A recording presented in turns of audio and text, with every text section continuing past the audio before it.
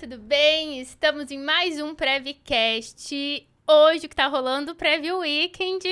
Porque o Luiz vem aqui só quando é comemoração, Luiz. Tá vendo, Renata? Que legal, hein? Cara, você só vem aqui em datas especiais. Fico lisonjeado aí. Sempre em datas importantes. Datas importantes, Exatamente. datas que o Instagram tá aquela movimentação pelos eventos que estão acontecendo. Gente, hoje tá rolando a Preview Weekend. Com certeza quem tá acompanhando no Instagram tá vendo toda a movimentação da imersão. Porém, com Preview Weekend, sem Preview Weekend, tem Prevcast igual. E hoje o Luiz voltou aqui. A galera acompanhou o episódio que foi ao ar com ele em dezembro, dia 15, que a gente falou de vidros resistentes ao fogo, como que usa, o que que é, e aí surgiu muita dúvida. Esse assunto foi muito questionado sobre o que que é, como que funciona, então o Luiz voltou aqui para trazer a gente entrar um pouco mais a fundo nesse tema. Luiz, seja bem-vindo. Obrigado, Renata. E novamente parabenizo por essas ações que você tem. É muito importante isso para o nosso segmento, né? Como a gente estava conversando, a gente está num processo de cultura, né? As pessoas precisam ter acesso às informações, elas precisam saber que existe um mundo de proteção passiva. E esse trabalho que você faz é muito legal por isso. Você leva essa informação, né, para milhares de pessoas aí do segmento. Então, começo essa apresentação te dando os parabéns por isso e que, né, continue assim, né? Que cada vez mais trazendo essas informações para o povo. Obrigada. Continuarismo, né? Se toda Amém. vez que vier algum convidado, a galera fala, tá, mas eu não entendi, volta, é muito novo isso, a gente volta aqui a galera. Legal. Qual o sentimento de estar pela segunda vez no Prevcast?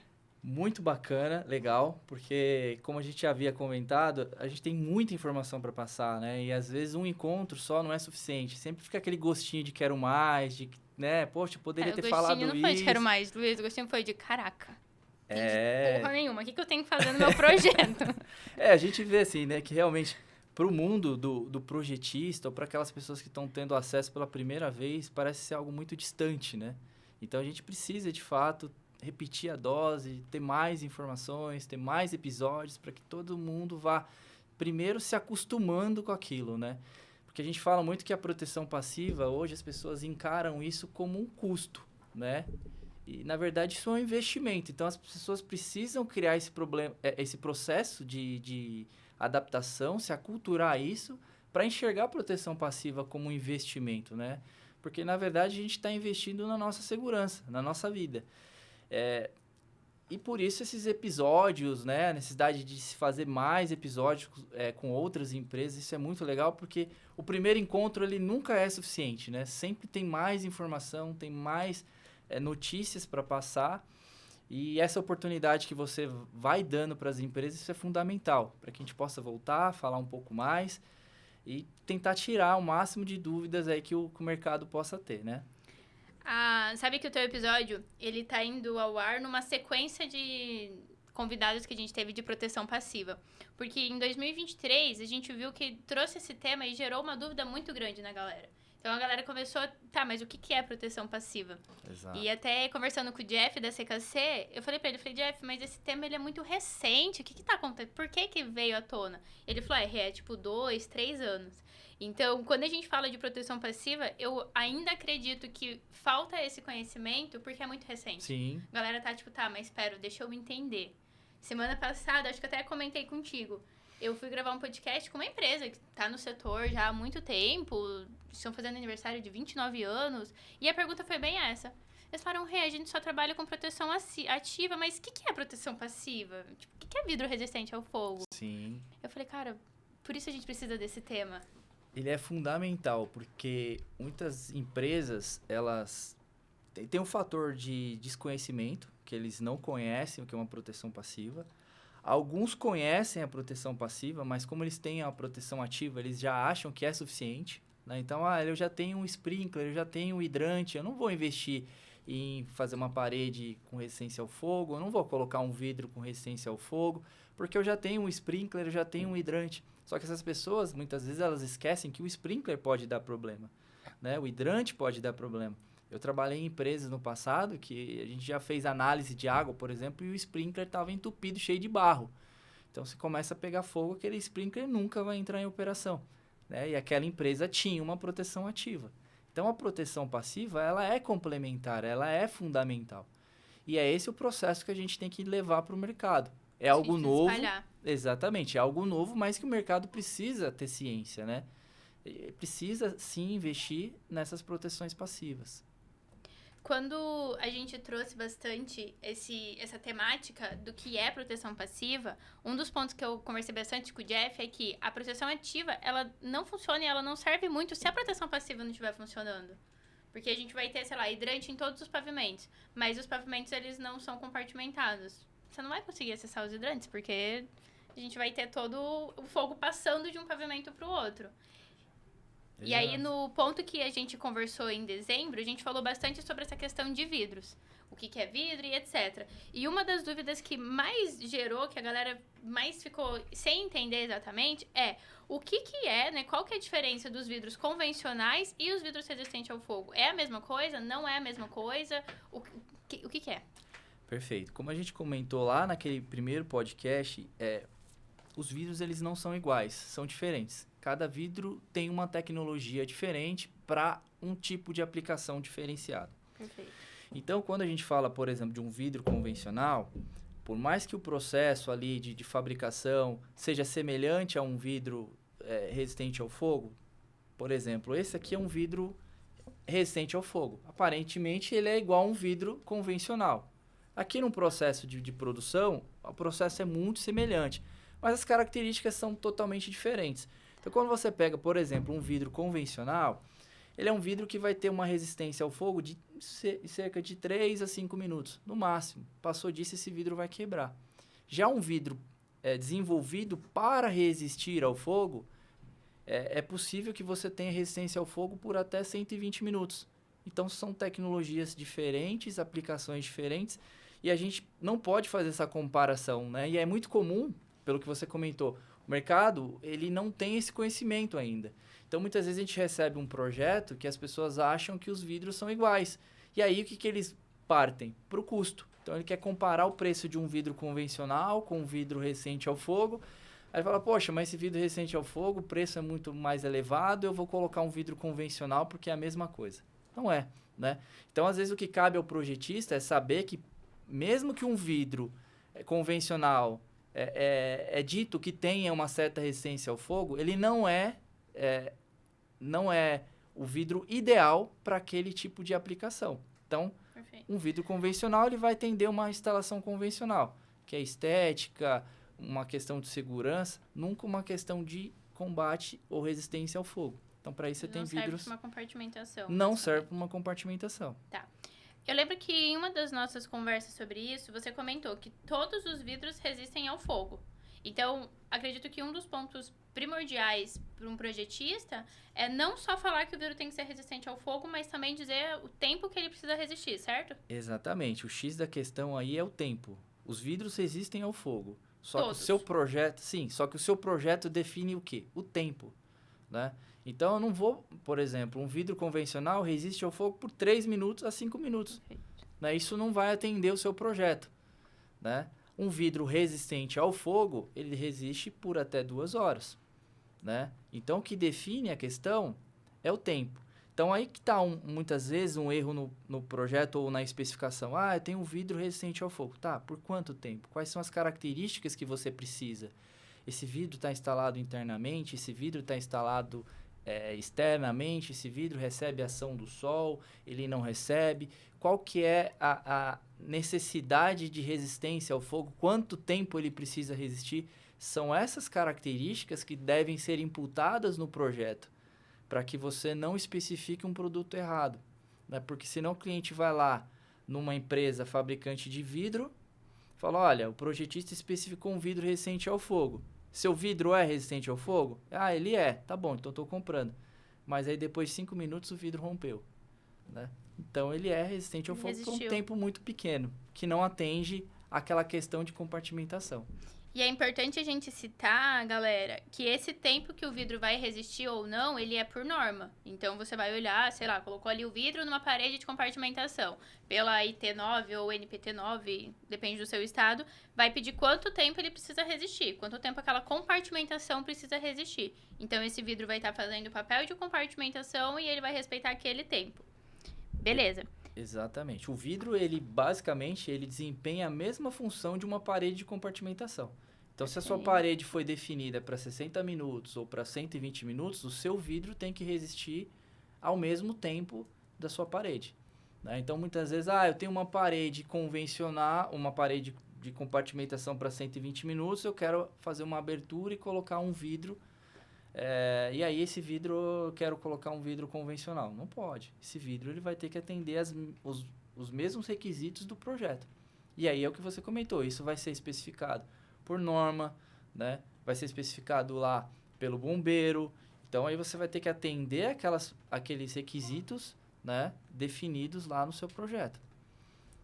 E quando a gente entra nessa parte dos vidros que são com resistência ao fogo, quais são os tipos que tem? Tem diferenças? A gente precisa cuidar com isso?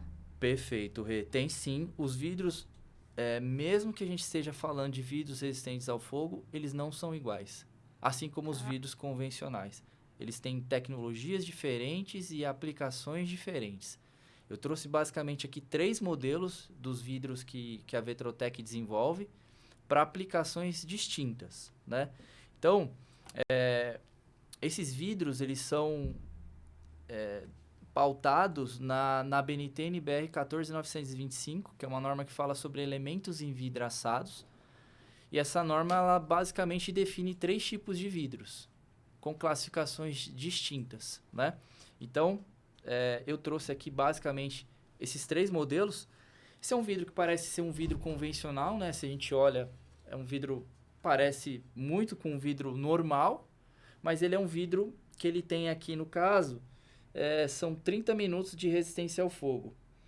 Esse vidro ele tem uma têmpera especial, né? Então, o processo de produção dele faz com que ele tenha uma têmpera que resista ao fogo. Então, nesse caso, esse vidro ele se mantém íntegro por 30 minutos. Então, começou a pegar fogo, esse vidro aqui ele não vai quebrar, ele não vai trincar, mas é um vidro que foi desenvolvido para uma aplicação externa. Por exemplo, uma pele de vidro, um átrio, porque ele não tem a função de reter calor. Então, o calor vai passar por ele. O fogo não passa, mas o calor passa. Então, se você, por exemplo, coloca um vidro desse com uma parede de compartimentação, se começa a pegar fogo do lado A, o fogo vai automaticamente, através da transferência de calor, começar a pegar fogo do lado B. Perfeito. Então, esse é um vidro usado em peles de vidro e átrios. Aí a gente tem uma outra tecnologia. Tá, peraí, Luiz. Claro. Dúvida. O vidro ele vai ter qual função? Vai ser a mesma coisa que uma porta? Compartimentar, evitar passar calor? Depende do tipo de vidro. Mas então, quais são as funções que ele pode Então, por exemplo, quando a gente fala da 14925, que é a norma que fala sobre elementos envidraçados, ela define basicamente 3 tipos de vidros. Perfeito. Os vidros 925. A BNT NBR 14925. Esses vidros são classificados com letras e números, né? Então, as letras representam o desempenho mecânico do vidro e os números representam o tempo de resistência do vidro. Então, quando você vai fazer um projeto, você precisa levar em consideração esses 2 fatores. Quando a gente está falando das letras que representam a característica mecânica, eu tenho, por exemplo, dentro da 14925, os vidros com classificação E, que são vidros com integridade. Então, qual a função desses vidros? Manter a sua integridade. Então, esses vidros não quebram. Não quebram. Não quebram, não passam fumaça. Mas essa é a única função desse tipo de vidro. Como ele não quebra e não passa fumaça, ele deixa passar calor e radiação, que são fatores que contribuem para a ignição, né? Por isso, são vidros instalados em partes externas. Então, eu posso pegar aqui os vidros do tipo E. Eles vão ser utilizados mais em fachadas? Fachadas e átrios. Só. Você não vai poder fazer uma parede de compartimentação dividindo 2 ambientes com esse tipo de vidro. Tá. Dentro dessa própria norma, a gente tem os vidros EW. A Tá, letra uma E. pergunta. Por exemplo, se eu quero colocar só a questão, por exemplo, do visor que tem, pode ser com esse vidro? Um visor Não. aleatório. Não, Tá, pode continuar. tá? Então, por exemplo, dentro dessa própria norma, a gente tem outra classificação de vidro, que é o vidro EW. A letra E é a mesma coisa, integridade. Só que a letra W, nesse caso, é um plus a mais. O que significa W? Redução de radiação. Não posso falar. Esse vidro aqui é um vidro EW. Então, ele é um vidro que tem uma tecnologia diferente. Diferente da primeira tecnologia. Esse cara aqui, por exemplo, ele é um vidro temperado. E você tem duas lâminas de vidro temperado e entre as lâminas de vidro você tem uma camada de gel. Tá. Nesse caso, não é o vidro que tem resistência ao fogo, é o gel. Então, esse vidro exposto ao fogo, ele vai quebrar, o gel vai entumecer e vai criar uma barreira de proteção. Mas ele vai quebrar e vai, tipo, grudar no gel. Não, ele vai quebrar em vários caquinhos, que como ele é um vidro temperado, ele vai quebrar em vários caquinhos e vai cair, esse gel vai entumecer e vai criar uma barreira. Isso a gente está falando do lado exposto ao fogo. O ambiente protegido, o vidro vai se manter íntegro. Então, o vidro só vai quebrar de um lado, tá? Esse tipo de vidro já é utilizado, por exemplo, por paredes de compartimentação. Então, se você quiser compartimentar dois ambientes, você já pode usar um vidro como esse. Porque ele reduz a radiação a limites máximos de 15 kW por metro quadrado. Que é a energia que você máxima que você tem antes de você começar a gerar a ignição. Então, se essa energia, essa radiação passa de 15 kW por metro quadrado, você pode começar a ter início de incêndio do outro lado. Por isso, esse vidro tem essa funcionalidade. Então, são vidros diferentes. Agora, esse vidro, como esse gel aqui é um elemento que a 45 graus de temperatura ele entra em operação, ele não pode ser instalado externo. Ele é para uma aplicação interna. Se você quisesse instalar um vidro como esse, por exemplo, numa janela externa, numa pele de vidro, num átrio, você precisaria de um elemento, né, que a gente chama de um vidro DGU. Seria uma outra camada de vidro na frente desse vidro e entre essa camada você teria um gás para proteger para proteger esse gel. Então, uma tecnologia diferente. Então, esse é o vidro EW, tá? Você, dentro dessa própria norma, você tem um outro tipo de vidro, que é esse vidro aqui. Muito mais robusto, muito mais pesado, né? Que é um vidro EI. Droga, achei que era EWI, é super chutado. Não, não vidro... tem EWI. Não tem. Tá, as classificações por norma são E, EW e EI. Então, pera. EWI, daí a gente tem só o E, o EW, que é EW e o EI. EI. O E só tem integridade, e evita a passagem de gás e fumaça, fogo. Enfim, fogo. É um vidro que tem resistência, é o vidro que resiste ao fogo, então ele não quebra o vidro E. Tá. O vidro EW, a parte exposta ao fogo vai se romper, o gel vai gerar uma barreira de proteção. Tá. Né? E ele tem a função de redução de radiação. Tá. A limites máximos de 15 kW por metro quadrado. O vidro EI já é o vidro mais seguro que tem, porque ele é composto por várias lâminas de vidro temperado e gel intumescente. Então aqui, por exemplo, ele é um vidro EI para 60 minutos, né?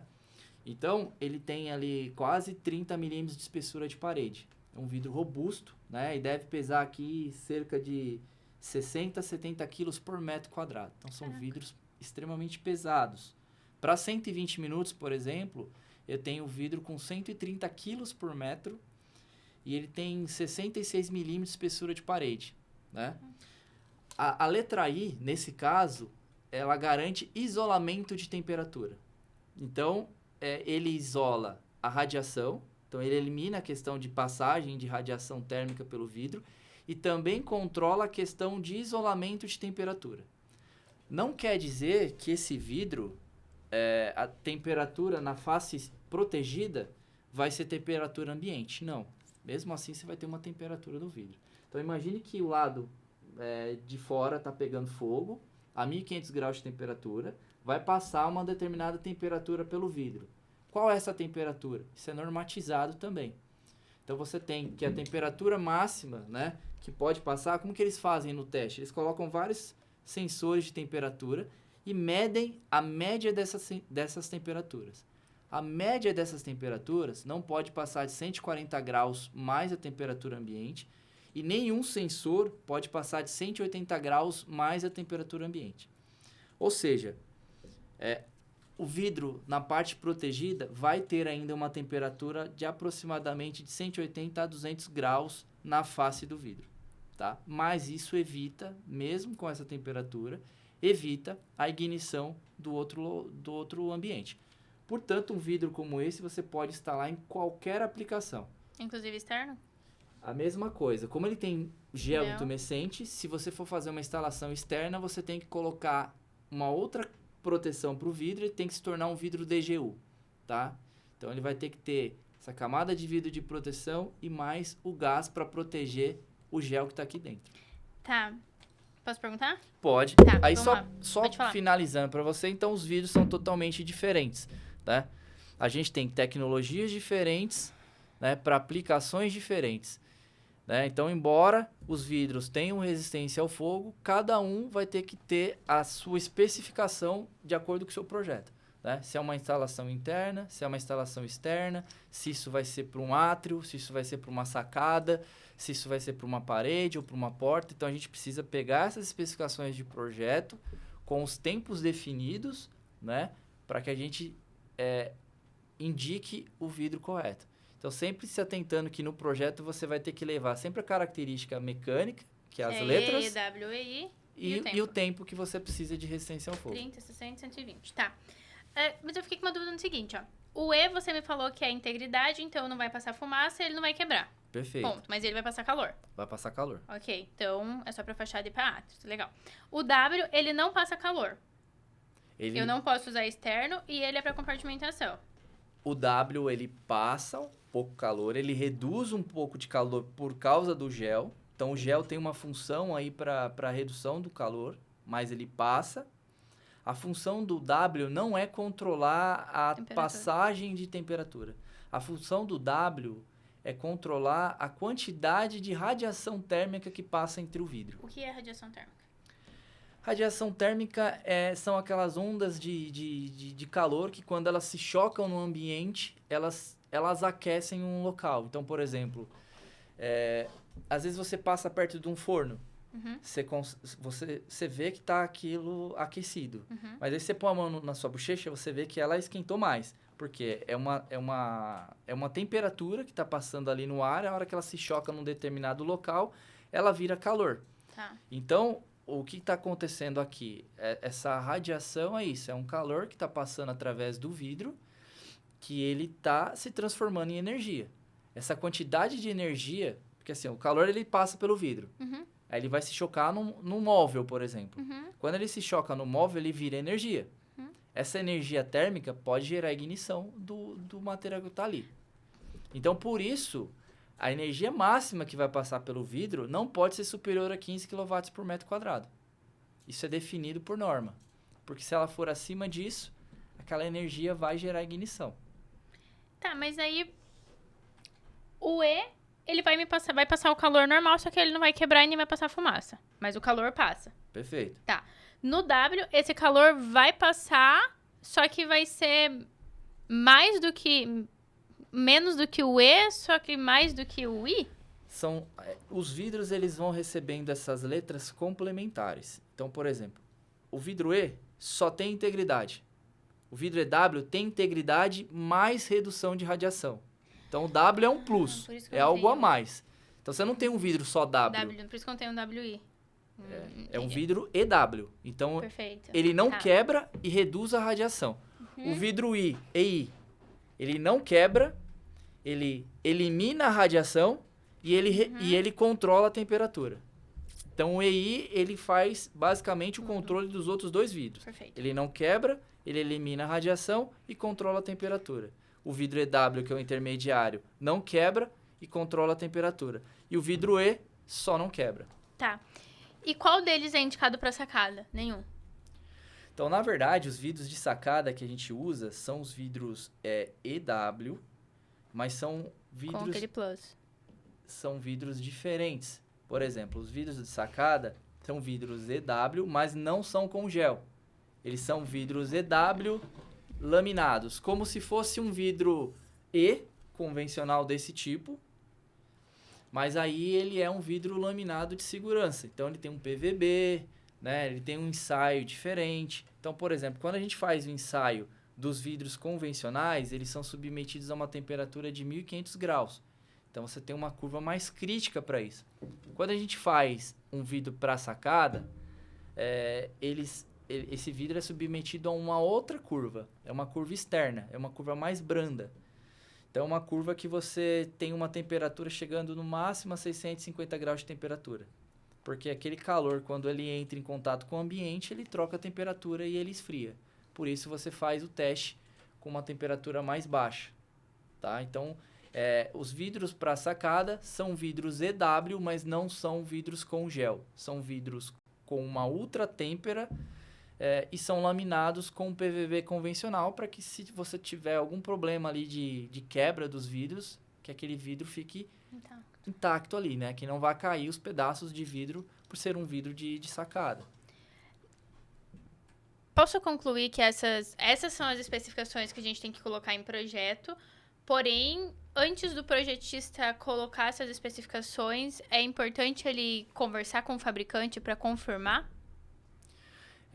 A gente tem um trabalho, que a gente faz um trabalho dentro da área de engenharia de aplicações, né? Que a gente fica muito próximo do projetista, porque o nosso trabalho é sanar as dúvidas do projetista. Que no caso você viu que são várias, né? São várias, exatamente. E isso é muito comum, né? Então, o que a gente faz hoje? A gente pega muitos projetos, né? A gente participa de muitas reuniões com os clientes e, às vezes, o cliente e o projetista junto para a gente definir a solução, né? Porque, às vezes, tem uma especificação para X minutos.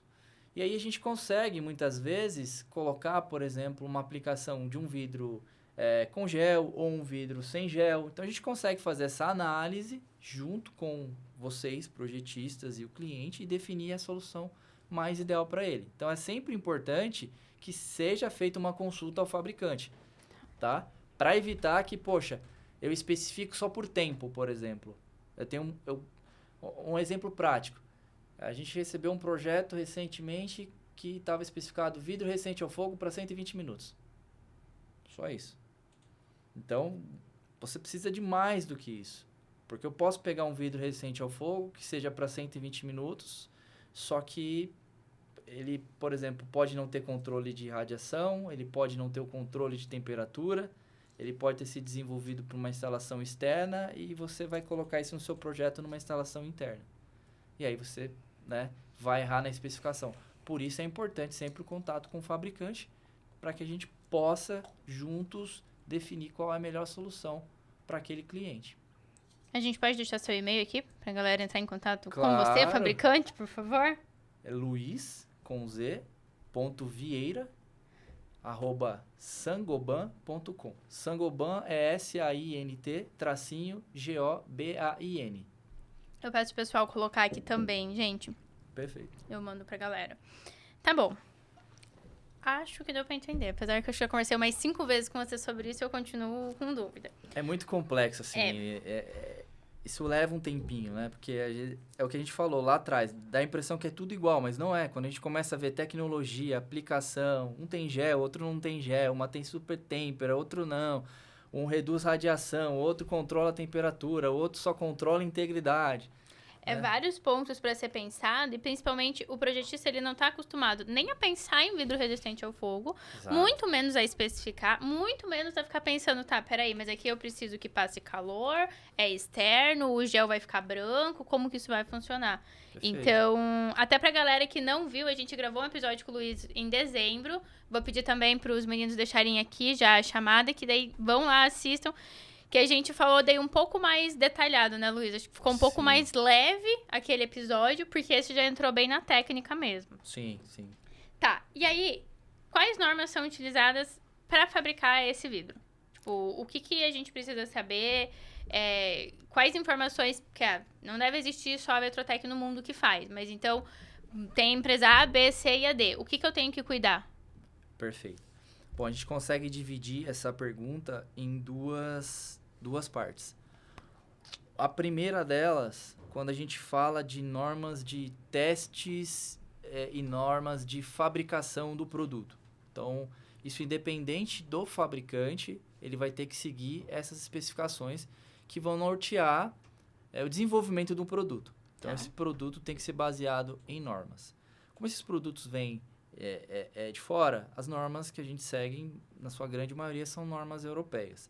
Então, Legal. aqui quando a gente fala da Vetrotec, nós temos basicamente normas europeias para o desenvolvimento destes vidros aqui. E cada tipo de vidro segue uma norma. Por exemplo, esses dois primeiros vidros que são compostos por vidros temperados e gel, eles seguem basicamente duas normas. Você tem a EN 12543 e a EN 14449. São normas que falam especificamente sobre a fabricação e métodos de teste. Porque esses produtos precisam passar especificamente aí por testes de produção. Quando a gente fala desse tipo de vidro, que é um vidro monolítico, super temperado, uma têmpera especial, ele tem uma outra norma, que é a EN 12150. Então, uma norma específica para a fabricação desse tipo de vidro. O Brasil tem norma para vidro? Para vidros resistentes ao fogo, não tem. Não conheço. Então, até hoje... Esse assunto é bem novo aqui, né? É muito novo. Então, hoje o que a gente tem de norma aqui são normas de elementos envidraçados, que é a parte B da resposta. Tá? Então, os vidros hoje, os fabricantes são fabricantes de fora, esses vidros vêm de fora e seguem normas internacionais de fabricação e de testes para isso. Tá? A segunda parte da resposta, a gente está focando um pouco na questão da aplicação. Então, eu já desenvolvi o vidro, já testei o vidro conforme normas europeias. Agora, eu vou aplicar esse vidro. O que a gente tem aqui no Brasil, que é importante a gente seguir? Então, quando a gente fala, por exemplo, de paredes de compartimentação, a gente tem uma norma específica para isso, né? Que é a 14925, a BNT-NBR 14925. E a gente também segue a instrução IT-09 do Corpo de Bombeiros, que fala sobre compartimentação horizontal e vertical. Isso quando a gente está falando de compartimentação. Quando a gente fala de porta resistente ao fogo, se ela for de vidro, a gente também tem normas específicas para isso, né? Calma, volta. Porta resistente ao fogo de vidro? Você pode ter portas resistentes ao fogo, de vidros, assim como você pode ter portas resistentes ao fogo metálicas, como o caso de outras empresas, né? Como teve a questão da própria Sabloy, que são empresas que fabricam portas resistentes ao fogo. Então, mas para isso você tem testes específicos, né? Então, quando a gente fala, por exemplo, dos vidros, qual uma outra informação que é extremamente importante para vocês? Primeiro, saber que o produto é certificado, segue normas de referência, né? Aqui um exemplo, por exemplo, o vidro. Todos os vidros, ele tem carimbo. O vidro resistente ao fogo tem um carimbo. Então, ele vai mencionar nesse carimbo o nome do fabricante, vai mencionar o nome comercial do produto, vai mencionar o tempo de resistência ao fogo desse produto e quais foram as normas utilizadas para a fabricação desse produto. Todos têm, todos devem ter? Todos devem ter. Se você encontrar, por exemplo, como é que você vai ver um vidro e vai ter certeza que aquele vidro tem resistência ao fogo, se não for o carimbo? A gente pode usar que é a mesma técnica, sei lá, a mesma forma que a gente tem de comprovar que uma porta corta-fogo é de determinada certificação. Você precisa de um selo, né? Esse é o selo do vidro. Esse é um selo do vidro, né? Então, quando a gente fala do vidro, você tem as normas de produção, de fabricação do vidro, você tem as normas que a gente usa ela como base na questão de especificação do vidro aqui nos projetos, você tem as instruções técnicas, mas você também precisa dos testes de funcionalidade do produto. Quando a gente usa a 14925, ela é uma norma que fala sobre elementos envidraçados. Ou seja, elementos é um conjunto, não é um produto específico. Então, um outro erro muito comum é, eu tenho uma esquadria e eu quero usar o vidro resistente ao fogo porque o bombeiro começou a me cobrar um vidro resistente ao fogo para 120 minutos. Então, eu vou usar a minha esquadria e quero comprar o seu vidro. Não pode. Isso é um sistema, é um conjunto. Então, tanto vidro quanto esquadria precisam ser testados num conjunto. Então, você monta lá um sistema com vidro, esquadria, fixação, selagem e submete tudo aquilo ao fogo para você analisar o desempenho. Então, você, projetista, precisa especificar uma solução que já tenha sido testada, né? Então, por exemplo, o seu cliente quer colocar o vidro, mas quer usar a esquadria dele. A esquadria dele só vai ser permitida se ela já foi testada em algum momento, em algum projeto. E aí existe um outro fator. Durante o teste, ele é limitado a medidas. Então, por exemplo, se um projeto que você trabalhou, vidro e esquadria, você testou 2 metros por 2 metros, tudo que for abaixo daquilo de metragem de vidro, por exemplo, 1,5 m por 1,5 m, 50 centímetros por 50 centímetros, não precisa ser retestado. Tá. Dimensões acima daquelas testadas, precisa ser novamente ensaiado. Então, às vezes, um fabricante, enfim, alguém te entrega um relatório, você está especificando uma solução, vidro e esquadria, eu te entrego um relatório. Olha, Renata, tá aqui o relatório, seu projeto tá me pedindo uma parede de 3 metros por 3 metros. E eu te entreguei um relatório de 2 metros por 2 metros daquele vidro certinho, daquela esquadria certinho. Aquele relatório é válido? Não. Aquele relatório não é válido, porque eu estou te apresentando uma dimensão inferior à do seu projeto. Quanto maior a dimensão do teu projeto, maior a criticidade. Então, quanto maior a área de vidro exposta ao fogo, maior a criticidade. Então, esse é um outro ponto que o projetista precisa se atentar. Se ele está especificando uma solução, ele tem que ter um relatório daquilo ensaiado para aquelas dimensões. Ou para dimensões acima daquela que você está especificando. Tá. Nunca relatórios abaixo. Tá? Então, sempre, sei lá, tem uma especificação de 1,20 por 1,20, se eu tô colocando um vidro 1 por 1, tá tudo bem. Beleza. Tá. Eu lembro que a gente comentou no último episódio que a gente não fala de área, é sempre realmente o tamanho que tem. Exato, porque você, por exemplo, um exemplo prático. Eu ensaiei uma dimensão de 1 metro por 1,5 m. Então, a área disso é 1,5 m. Se eu pegar e falar assim, olha, agora eu quero usar dentro de 1,5 m, 2 metros por 750 milímetros. Vai dar 1,5 m. Só que 2 metros é maior do que 1,5 m ensaiado. Então, a dimensão é maior, o vidro é maior, a criticidade é maior. Então, não posso considerar a área, eu tenho que considerar as dimensões. Tá, você falou assim, tem que cuidar na hora de especificar, porque você tem que especificar vidros que já com tamanhos, etc., que já foram testados, ok? Onde eu encontro essas informações? Por exemplo, eu tô lá fazendo pro meu cliente, como que eu sei? Tipo, eu tenho que, de novo, ir atrás do fabricante. Você vai sempre ter que contatar o fabricante. Tá. Então, todo momento que você tiver uma especificação, você vai chegar no fabricante e vai falar assim, olha, eu estou especificando esse vidro, eu quero os relatórios de ensaio desse vidro aqui. Então, o fabricante vai ter que te entregar o relatório de ensaio. Mas não é mais assertivo, talvez? Porque, por exemplo, se eu tô lá especificando um vidro, daí eu especifiquei 1,20 por 1,20, e eu peço pra você... Você fala, putz, não tem esse tamanho. Não seria mais assertivo pro projetista já pedir, tipo, Vetrotec, me encaminha os tamanhos que você já tem ensaiado, que a partir disso eu faço o meu projeto em cima disso? Essa é uma possibilidade. O que acontece é que, por exemplo, vidros com esquadria, a esquadria, na questão visual, arquitetônica, ela não é algo chamativo, não é bonito. Então, quando a gente fala de proteção contra incêndio, a gente está falando de segurança. Né? Não necessariamente o requisito beleza, ele vem em primeiro lugar. A segurança vem em primeiro lugar. Então, muitas vezes, o seu cliente ele vai querer aberturas maiores para ele eliminar a quantidade de esquadria.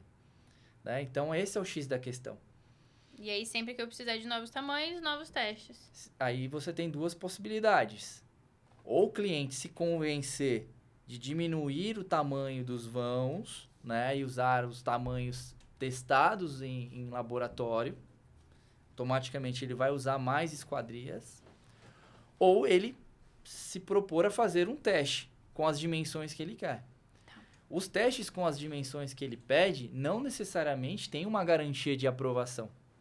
Né? Por mais que a gente tenha feito milhares de testes ao redor do mundo, considerando várias dimensões, pode ser que a dimensão ensaiada para aquele seu cliente não passe no teste. A esquadria pode dar problema, o vidro pode dar problema, porque quanto maior a dimensão do vidro, maior a criticidade, né? Então, num caso prático, é muito mais fácil o cliente se adequar a isso, diminuir os tamanhos de vão e automaticamente usar mais esquadrias. Muito bom. Eu ia perguntar sobre testes, a gente já sabe que existe testes. Existem testes, né? Grande parte desses testes vem de fora, né?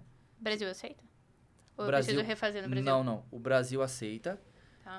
Esses testes, basicamente, eles precisam ser feitos por laboratórios acreditados, né? Por órgãos reguladores. Então, por exemplo, quando a gente fala no Brasil, quem acredita isso é o Inmetro. Então, você pode fazer esse teste em qualquer laboratório que seja acreditado pelo Inmetro. Aqui no Brasil, nós temos 3 laboratórios que fazem teste de resistência ao fogo. A gente tem o IPT, que é o Instituto de Pesquisa Tecnológica. A gente tem o ITEM, que é o Instituto Tecnológico de Ensaio. E IPT é São Paulo, ITEM é onde? ITEM é São Paulo também. Tá. A gente tem, dentro da Unicinos, o ITT. É o Rio Grande do Sul, né? Que é o Rio Grande do Sul. Então, esses 3 laboratórios têm capacidade para fazer esses testes de resistência ao fogo. Se você encontrar um quarto laboratório que seja certificado, você poderia fazer. Quando a gente faz fora, por exemplo, a gente tem projetos aqui que a gente trouxe os vidros de fora para uma aplicação, né, que veio de um produto já testado lá fora. Ele é aceito? É aceito. Porque lá, esse teste foi feito por uma empresa que ela era acreditada por um órgão local lá. Então, aqui eles aceitam, desde que seja acreditado lá por algum órgão europeu, americano, né, que tem essa capacidade de acreditar esses produtos lá. Tá. Quando a gente fala de porta corta-fogo, a gente também tem essa questão do selo, da certificação e etc. Porém, a gente tem várias empresas no mercado e acontece muito de ter certificações não falsificadas, mas fiz para uma porta, vou usar para todos os tamanhos que eu tenho aqui, para todos os tempos que eu vendo. Isso também acontece na área de vidros? Acontece. Na verdade, hoje o mercado de portas de vidro ainda é um mercado bem pequeno, né? É um mercado que está entrando em expansão. Mas você tem portas, fabricantes, que o problema acontece da mesma maneira. Então, por exemplo, eu posso ter feito um teste considerando um vidro monolítico, e aí eu quero replicar isso, por exemplo, para um vidro com gel, ou eu posso ter feito o teste para uma porta de folha simples, eu estou querendo te entregar esse teste para uma porta de folha dupla. Eu testei o vidro com uma espessura X e eu estou te entregando esse relatório para uma espessura Y. No caso, uma espessura Y é menor do que a espessura X. Né? Então, isso acontece. Porque os relatórios, cada ensaio custa um valor. Né? Então, mais ou menos, em torno de 20 e poucos mil reais cada teste, sem garantia de aprovação. Então, se eu tenho um portfólio com 10 produtos diferentes, eu teria que testar os 10. Então, aí a gente está falando de 200 mil reais de ensaio. É um custo baixo se a gente analisar, porque quando você coloca isso no mercado, o valor agregado de uma porta é muito alto. Isso se paga. Só que há um problema ainda cultural que as empresas não querem investir nisso. Né? Então, ele faz um relatório e quer te entregar aquele relatório valendo para todas as dimensões. Mas isso quando eu falo do conjunto de um conjunto envidraçado. Então, o vidro com a esquadria. E vocês têm lá a certificação do teste que vocês fizeram nessa esquadria 1,20 por 1,20. E aí também tem esses testes falsificados do qual o projetista precisa cuidar? Tipo, a minha pergunta vai ser assim, ó. Deixa eu melhorar, pra você entender. Tô lá fazendo o meu projeto. Aí eu pedi pra Vetrotec. Vetrotec, me passa todos os vidros testados e validados que vocês têm, porque a partir disso eu vou fazer meu dimensionamento no projeto. Como que eu sei olhar para esses certificados e saber que eles são verdadeiros? Tem alguma maneira? Perfeito. O certificado, ele vai ser... Você vai ter o logotipo, a assinatura do laboratório, né? Você vai ter todas as informações que contém um laboratório de origem. Se você entrar em contato com o laboratório, ele vai te passar, né? Então, aquilo... Assim, você não vai encontrar um relatório sem uma assinatura, sem um carimbo, né? Sem os dados, o número do relatório. Então, o relatório tem um número. Então, por exemplo, nós fizemos um relatório no IPT.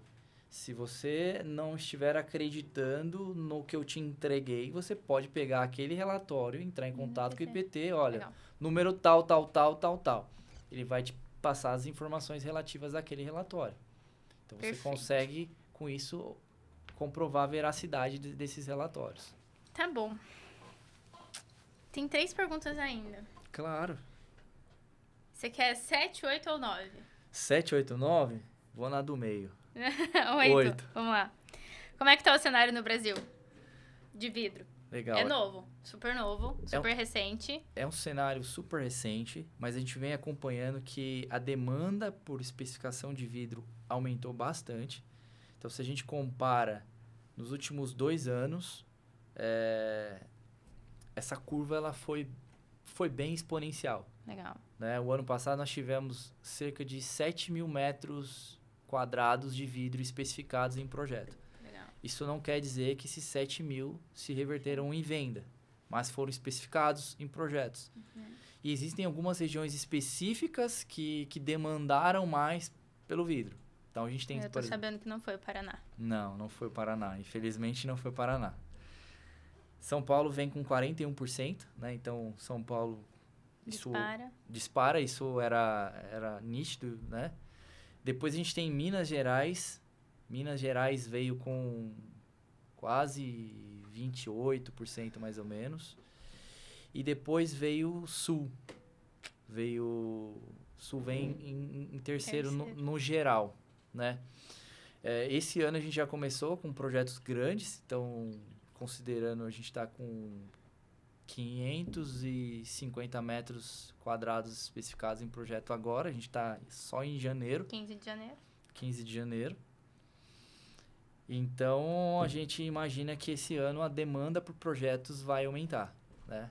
Então, acho que essa curva vai continuar crescendo. Isso é fruto do trabalho, né, de vocês, de divulgação dos eventos, né, da galera tendo ciência dos vidros, dos bombeiros especificando. Então, essa curva ela vem crescendo bastante. Vem. Eu acho que entra muito naquela ideia de nível de consciência. Então, a gente estava num começo onde a galera nem sabia que existia. Aí passou para um cenário que a galera descobriu que existe. E agora a gente está entrando no cenário que descobriu que existe e está começando a cogitar e instalar. Exato. Acho que tem um ponto aí que é bem legal, que quando a gente olha para o lado do projetista, o projetista ele quer se diferenciar também do seu concorrente. Então, a partir do momento que o projetista olha, fala assim, poxa, tem uma solução. Primeiro, você tem o receio de especificar algo que você não conhece, porque é o teu nome que está ali. A partir do momento que você, poxa, é uma solução confiável, você quer se diferenciar do seu concorrente. Então, poxa, eu quero especificar essa solução. Então, neste processo de conhecimento, né, vem depois um processo de demanda dos próprios projetistas, de anseio de especificar e ser um projetista diferenciado. Poxa, eu especifico o vidro. Eu não tenho mais aquela parede cega que você tinha, eu elimino aquele teu problema de visibilidade, então eu tenho possibilidades aqui e eu sou o cara que vou especificar o projeto para você. E além de especificar o projeto, eu vou dizer para você qual que é a melhor solução para você, né? Aquela que tem uma super diferenciação de mercado. Exatamente. Então, você hoje pode fazer um projeto e falar assim, poxa, eu posso especificar uma parede totalmente em vidro para você agora. E eu vou te colocar o vidro correto para aquilo. Que vai, além de tudo, te gerar a segurança, a eficiência, mas também a economia, né?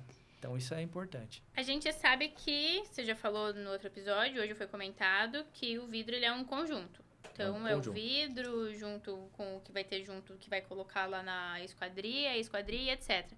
Mas o vidro, então, ele também não pode ser instalado em qualquer esquadria, também já falamos isso, e que precisa testar. Perfeito. Mas ele pode ser instalado na parede? Direto em alguma parede? Perfeito. Ótima colocação, Renata. Basicamente, nós desenvolvemos no final do ano passado, a gente está lançando ainda, fazendo o lançamento oficial do produto, mas nós desenvolvemos uma tecnologia, né? Basicamente, nós enxergamos a demanda do mercado, nós enxergamos a necessidade do cliente. Então, muitas vezes, aquele projeto era especificado com paredes totalmente de vidro, e aí aquele problema cultural, o cliente analisava aquela parede, achava que o custo era inviável, e ele nunca mais vinha até nós demandar vidros com resistência ao fogo. Então, a gente entendeu que muitas vezes o cliente precisava só de uma janela, ele não precisava de uma parede inteira, ele precisava de uma visibilidade, ele precisava monitorar o ambiente, ele precisava ver o que está acontecendo do outro lado da parede. Então, a gente desenvolveu tamanhos específicos de visores, né? Então, a gente padronizou esses visores. Aí tem um ponto muito legal, porque quando a gente desenvolveu isso, a gente se baseou na IT09. A IT09, ela tinha basicamente algumas restrições, né, quanto ao uso dos vidros. Ela especificava que você podia colocar no máximo um vidro com 1,5 metros quadrados de área. Esses vidros precisavam ficar distantes entre si de 2 metros.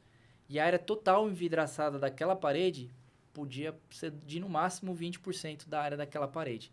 Isso era uma exigência da IT09. No final do ano passado, basicamente essas exigências foram eliminadas.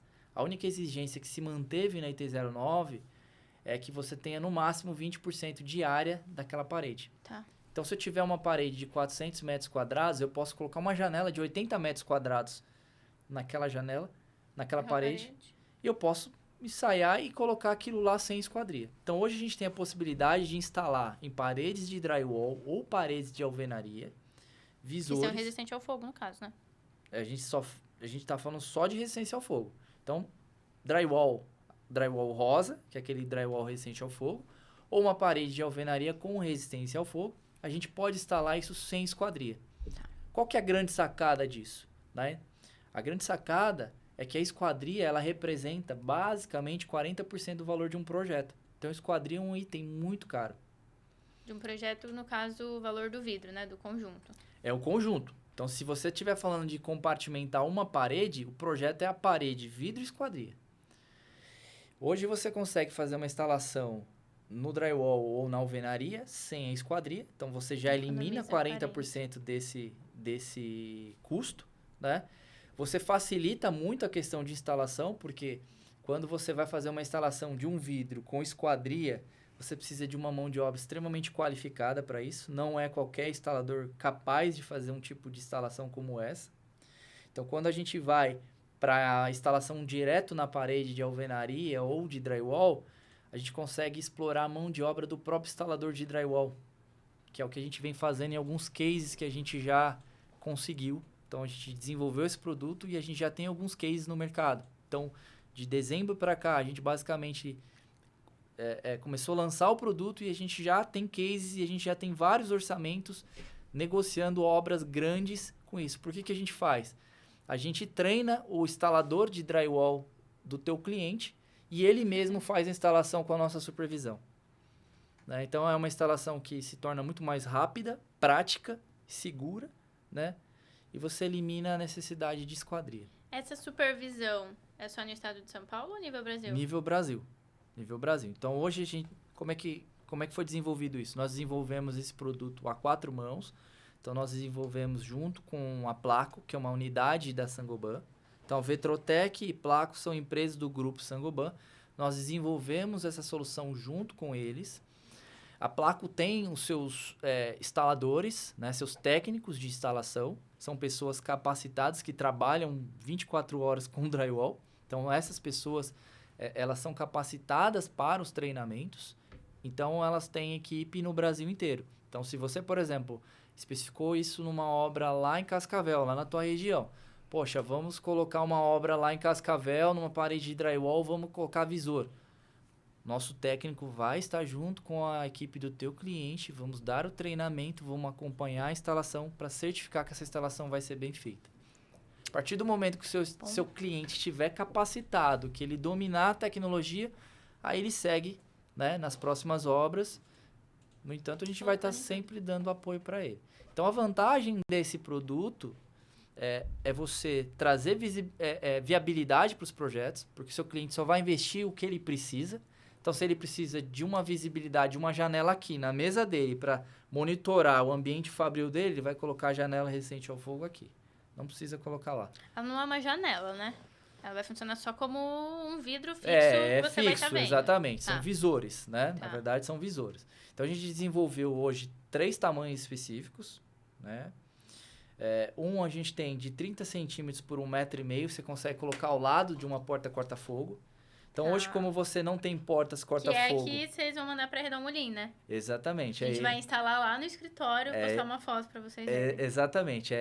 Esse é um dos modelos que a gente vai enviar para vocês. Tá. Então, o foco é você colocar esse visor ao lado da porta corta-fogo, porque hoje você não tem portas corta-fogo com visores homologados. Porque, lembrando, você tem que homologar o conjunto. Então, se você também tem, por exemplo, um fabricante de uma porta que te dá um relatório só da porta e pega o relatório só do vidro e dá os 2 relatórios para você, não serve, tá? Tem que ser do conjunto. Então, hoje você não tem fabricante que homologou nenhuma porta com vidro resistente ao fogo, tá? Então, a função desse vidro é te gerar visibilidade. Então, você tem portas, por exemplo, em hospitais, corredores que essas portas são fechadas e você precisa monitorar o corredor ou a escada, você coloca esse visor ao lado da porta. Você tem um segundo tamanho de visor, que é 60 centímetros por 60 centímetros, suficiente para você ter uma visibilidade lá da sua mesa para monitorar o seu ambiente. E se você quiser tamanhos maiores, a gente tem de 1 m por 1,5 m, como basicamente o tamanho dessa TV aqui. Você consegue colocar esses visores lá nas paredes, né? E a gente tem um terceiro tamanho que já foi aprovado, porque como a gente teve aquela questão da IT09 que tirou a dimensão máxima de 1,5, quando nós fizemos os testes, nós fizemos com 1,5 m por 1,5 m. Ou seja, de maneira que todos os visores estivessem abaixo daquele tamanho, que é aquilo que a gente falou no teste. Então, 1,5 m por 1,5 m também já está aprovado para a instalação de drywall. Então, basicamente, a gente tem 4 tamanhos já aprovados. Tamanhos acima disso, a gente precisaria ensaiar novamente. De novo. E aí, a gente tem essa questão da visibilidade, a facilidade de instalação e o custo que fica super reduzido, Se a gente analisar o custo disso, ele passa a ser 1/4, 1/5 do que você gastaria numa instalação convencional. Porque qual que é o X da questão? A quantidade de vidros. Então, quando você vai comprar um projeto específico, esse vidro é customizado. Então, a Renata Dalmolin especificou num projeto uma parede de vidro de 3 metros por 4 metros.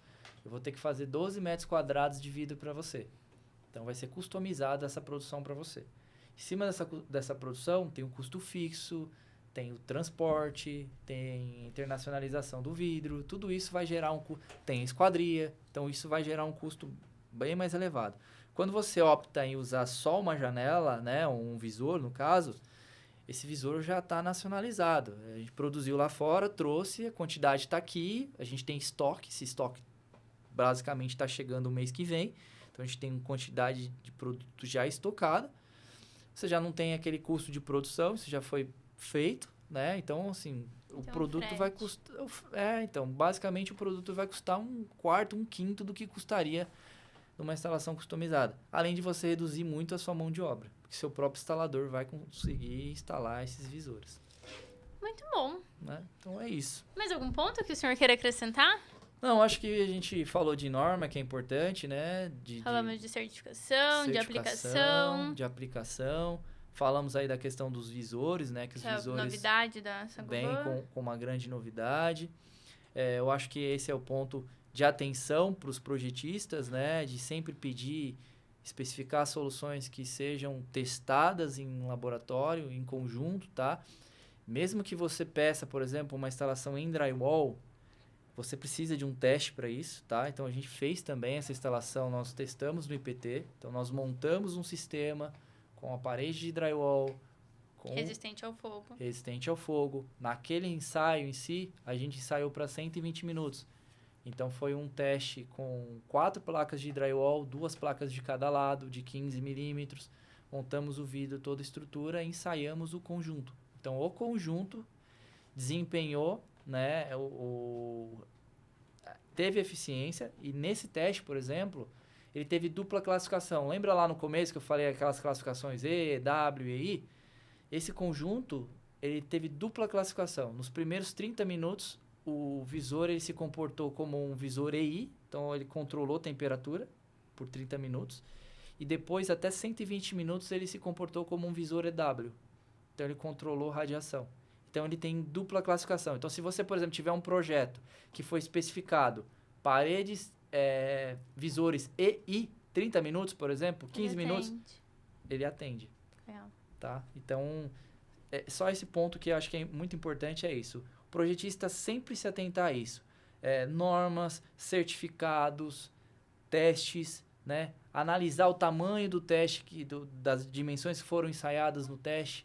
Né? Isso é sempre muito importante para evitar que alguém te entregue um relatório que não condiz com aquilo que você está especificando. Muito bom, senhorito. Muito obrigada. Eu que agradeço. Segunda vez no Prevcast. A gente continua ficando com várias perguntas, várias dúvidas, como colocar isso em projeto. Mas muito bom você estar aqui, muito bom ter deixado o acesso. Acredito que para o pessoal o mais interessante é isso, poder mandar mensagem, ter acesso a laudo, especificação, um Zoom. Quem quiser marcar um Zoom, manda mensagem para o Luiz, chama ele no e-mail, pede para marcar uma chamada de vídeo para entender melhor. Porque eu acredito que mesmo a gente gravando 2 vezes, ainda vai ficar bastante dúvidas personalizadas de cada projeto. Pode ter certeza que se a gente gravar 10 vezes, as dúvidas ainda ficarão, porque são muita particularidade, são muitos detalhes, né? E a gente está total disposição, né? Para fazer reunião, para bater papo, visitar cliente, tirar dúvida. Eu acho que isso é fundamental.